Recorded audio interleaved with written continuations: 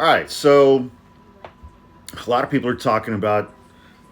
I guess there's a Time magazine interview with Trump that's coming out, uh, and he said his top two priorities for his first day in office are mass deportations and issuing pardons for January 6th insurrectionists.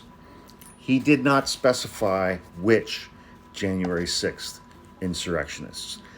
Now, remember, in the prosecution of those people, they did it in three groups, three tiers.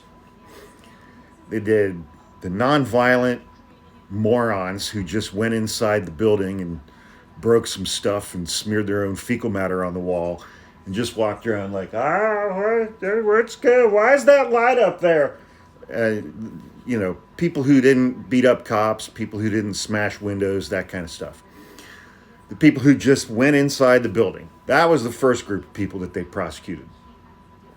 The second tier were people who were violent, people who attacked and assaulted police officers, and engaged in serious property destruction. But people who were really violent that day, people who attacked and injured cops, which is weird because I thought the cops just opened the doors and let everybody in. If that really happened, why would anybody need to get violent with the police officers that we all saw happen on live television? So that was the third group. Those people, generally people in the first group, if they got any prison time at all, it was like 15 or 30 days in jail. But most of the people in the first group didn't get prison time, and a lot of them didn't get felonies. Most of the people in the second group got felonies and prison sentences of a year or multiple years, up to a decade. Then we have the third group.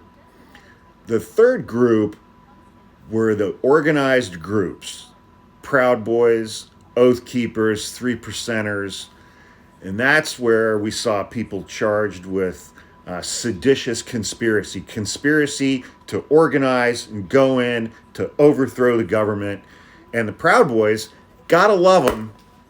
You gotta love the fucking Proud Boys because they put it all in writing. They put their plans for January 6th in Washington, D.C. in writing, made a PDF out of it called 1776 Returns, and just put it all out there on the internet. FBI is like, oh, okay. No, I downloaded it. No, they're just putting it up everywhere. So I have it. I downloaded it. Yeah, I mean, no, it didn't have a password. I just downloaded it. I mean, they put it in writing. But like the coordination among the Oath Keepers, the coordination among the Proud Boys. The Proud Boys were the first ones smashing in doors and windows at multiple entrances at the Capitol. And so those are the folks who were getting 15, 18, 20, 22 year long prison sentences. Like Elmer Stewart Rhodes, the leader of the Oath Keepers, who went to Yale Law School, legitimately has a very high IQ, but while he was working as a firearms safety instructor, dropped a handgun and shot his own eyeball out. That's why he wears an eye patch. So Trump didn't say which ones he's going to pardon. He didn't exclude any groups. He didn't include any groups. So it'll be curious to see if he goes in tiers. It'll be curious to see if he pardons anybody who was actually violent with police officers or anybody from the third group who was convicted of seditious conspiracy against the United States.